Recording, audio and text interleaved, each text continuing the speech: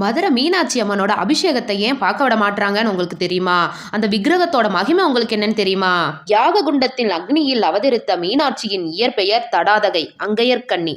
மதுரையில் உக்கிரபாண்டியனுக்கு முடிசூட்டிய பின் சொக்கநாதர் அருகில் சிலையாக நின்று விட்டதால் அன்னை சுயம்புவானவள் கர்ப்பகிரகத்தில் அழகிய உயிருள்ள பெண்ணை போன்று தோற்றமளிப்பாள். அதனால் தான் மீனாட்சி அம்மனுடைய அபிஷேகத்தை யாராலும் பார்க்க முடியாது. அன்னையுடைய திருமேனி மரகத கல்லாலானது.